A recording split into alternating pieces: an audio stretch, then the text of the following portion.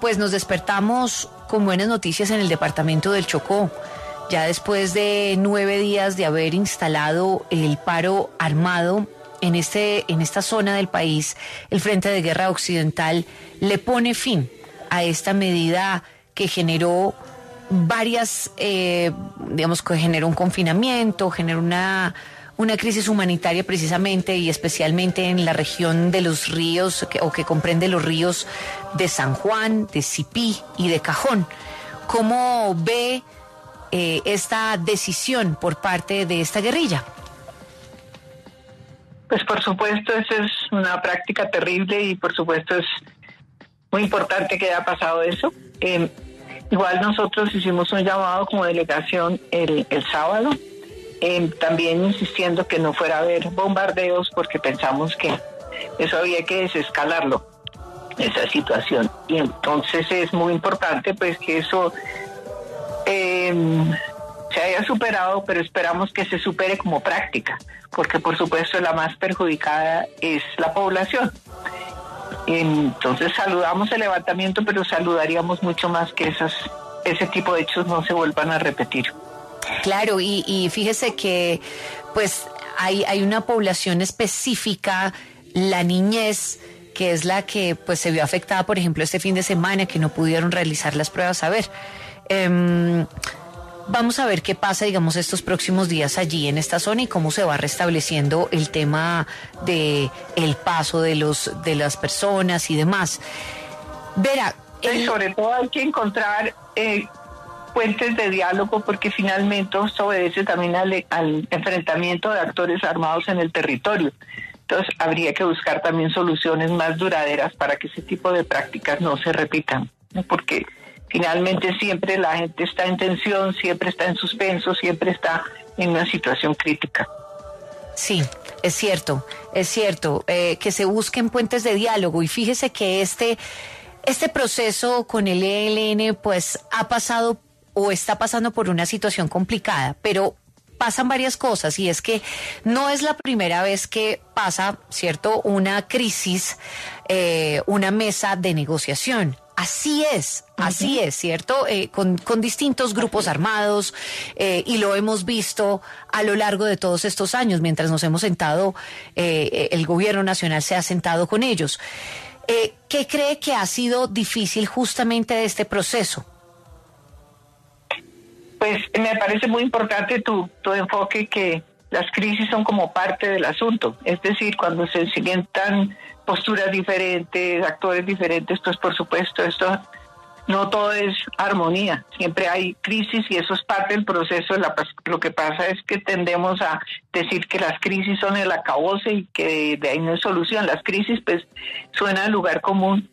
Son también una posibilidad de abordar problemas existentes, ¿no? Entonces, en este caso ha sido, pensamos nosotros, hemos estado todo el tiempo dispuestos a dialogar, encontrar soluciones constructivas, etcétera. Ha habido mucha, a veces como mucha terquedad, ¿no?, del otro lado, en el sentido de que pues esto finalmente se arregla dialogando. Entonces las situaciones de crisis, el caso Gao, el caso Nariño, para todo esto hemos buscado soluciones, siempre dispuestos a hablar, porque por eso insistimos en la mesa, porque es la mesa donde esto se debe definir. Eso no se resuelve vía comunicados, sino se resuelve vía comunicaciones públicas. También hay que hacerlas, por supuesto, y es parte del diálogo, ¿no? Pero lo fundamental es recuperar la mesa para poder tratar los temas y encontrar soluciones, porque se trata de trascender ese tipo de crisis y encontrar caminos que además fortalezcan el proceso.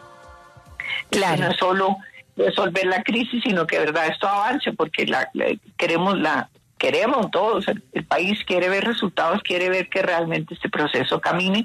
Ha tenido logros importantes en el tema de participación, etcétera, pero finalmente queremos que esto avance en términos del ELN también frente al tema de la paz.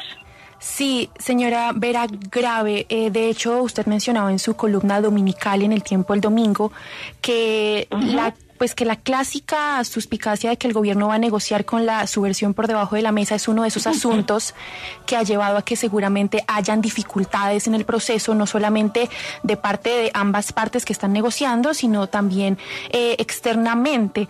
Si tal vez nos puede explicar un poco más a qué se refiere con eso, de esa suspicacia de la que menciona en su columna de opinión.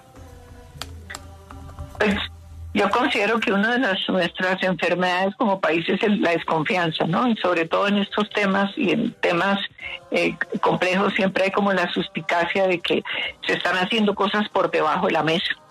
Y eso pasó obviamente no, sino pasó con esta propuesta confidencial que además los medios pusieron entre comillas como generando suspicacia cuando la confidencialidad, decir las cosas, confidencialidad viene además de confianza, supuestamente es la posibilidad también de comunicar cosas, pero además las hicimos públicas, como para que hubiese claridad y no hubiese esa idea de que se estaban haciendo cosas por debajo de la mesa, acuerdos por debajo de la mesa, negociando el país por debajo de la mesa. Entonces me refiero como a eso, a que se hizo como una manera de comunicar para tantear al ELN qué pensaba de esa propuesta que finalmente pues se hizo pública, claro que sí. Como para explorar el interés, la posibilidad, y entonces el ELN contesta diciendo que la confidencialidad no es transparencia, no, era un modo de comunicar algo para saber qué pensaban de eso y no era ningún tipo de negociación ni era nada por debajo de la mesa, sino preguntar. Cuando uno le pregunta a alguien, ¿usted qué piensa de esto? Ya, sí. Es como... como... la suspicacia, porque en el país se piensa, y eso pasa mucho por las desconfianzas que existen, es que negocian cosas debajo de la mesa. Y si algo es transparente es esta mesa, todo se negocia frente a observadores internacionales, frente a... hay líderes de oposición en la mesa, frente a militares, frente a policía. Todos los temas se ventilan públicamente porque sabemos precisamente las suspicacias que genera todo esto.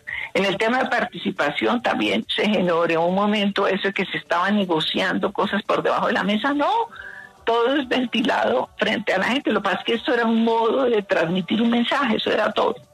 Ok.